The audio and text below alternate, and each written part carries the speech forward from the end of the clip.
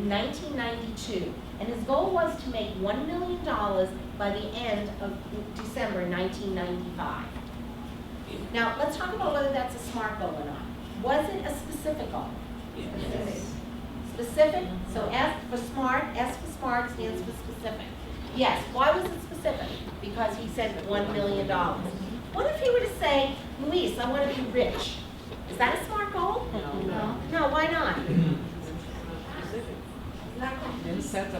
Yeah, Yeah, my idea of rich, Julie said it, what's rich? Julie's idea of rich, I guarantee you, is different than my idea of rich.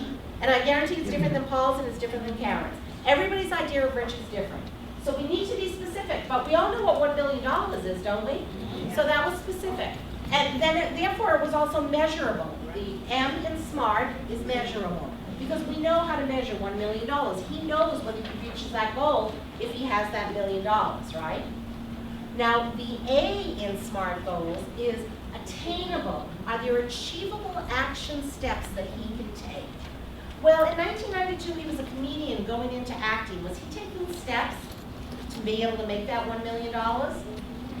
Yeah, and R in SMART stands for realistic.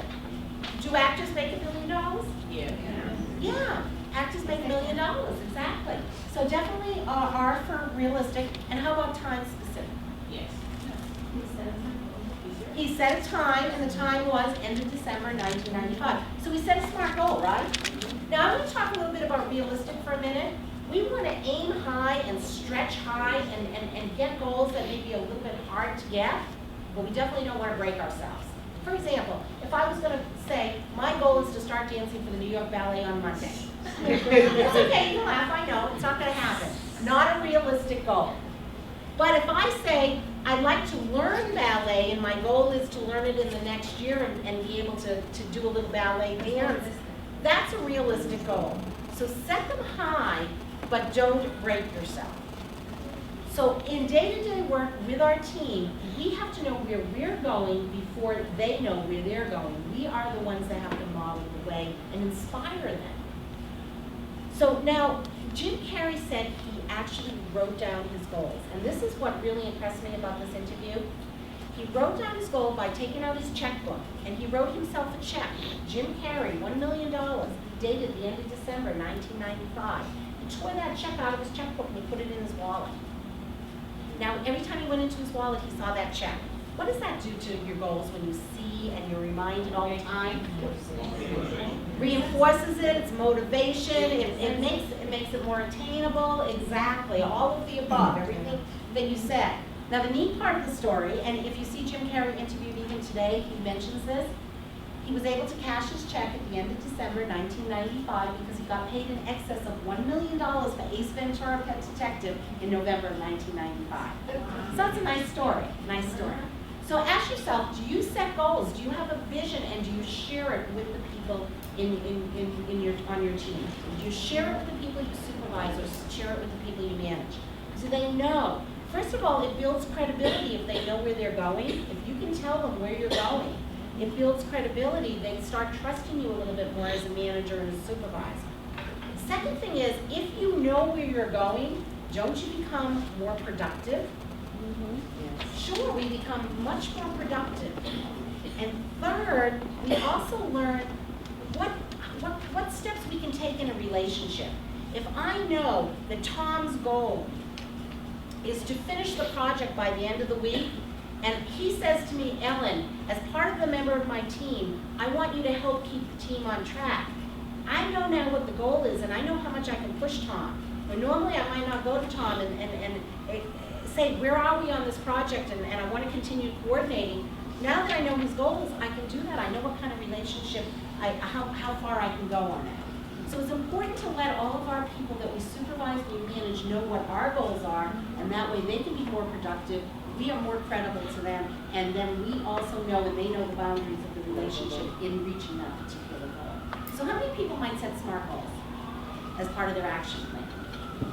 Now, again, it doesn't have to be long-term, it can be short-term goals too. The next one, number 2 here, is integrity. And Mark Twain has another saying, which is really good. And and this is the SMART goals we talked about. But this is Mark Twain saying, if you tell the truth, you don't have to remember anything. Yeah. Shakira? I've heard that. Yeah, I think it's good. Mark Twain, as I said, has some great sayings, and that's true. If we tell the truth, we don't have to remember anything. You know, we're caught in lies all the time, and if our team sees that we're caught in lies and we're not telling the truth, we lose tremendous credibility. And if they don't look at us and we don't have that credibility, then we might as well move to another job. We need that credibility. We need that credibility. And then the last one is compassion. On the page is compassion. And we talked a little bit about how much it costs to terminate and hire a new employee. We talked about 150%, so if we had an employee that was being paid $50,000, it would actually end up to replacing $75,000. Do you know in management, it's about 100, it's 200%. So if we paid somebody $100,000, it would be $200,000 as far as a manager, because they have so much more training and everything else. So the first thing we want to look at is we want to have some compassion, look and see whether there's some problems that can be solved if we're getting to that point, and deal with that. And we'll talk about that. Go on to page 13, because it's talking about assertiveness. And we talked about the difference between aggressive and assertive. And we decided that assertiveness opens lines of communication. How many people, by the way, put on their action plan they're going to try and be more assertive? Yes, how many people feel sometimes they're not assertive enough with their staff?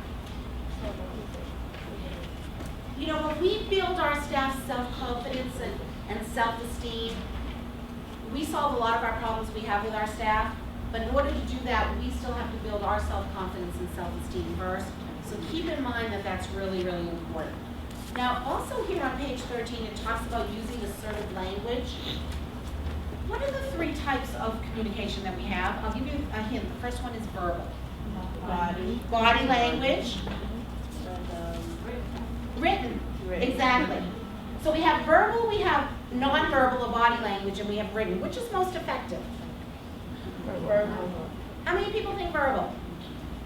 How many people think body language? And how many people think written? Okay. Verbal with body language, by the way, is a home run. It's a grand slam. But verbal on its own is the most effective. And the reason is, when we are talking to somebody face to face, we can fix any problems. For example, we talked about my Boston accent and the fact that I don't have any R's in my conversation. So when I talk to you and I don't pronounce the R's, can you forgive me?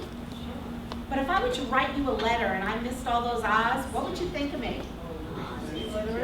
Yeah, that my written skills, you're being really nice, Stephanie, you're being very nice. Yes, my written skills are not very good.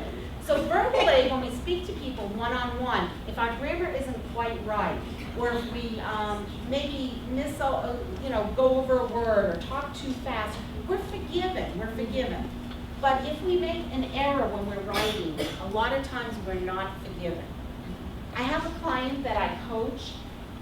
They put in a proposal for a $750,000 contract.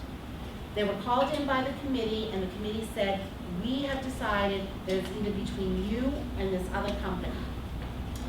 We are going to recommend you to the big boss, and 99% of the time, the boss takes who we recommend. So we're pretty much telling you that you're going to get the job. She called me up. She was so excited and everything.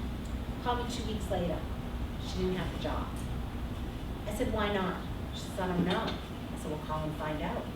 She calls me back. She had an error, a very small error, in her proposal in the first paragraph.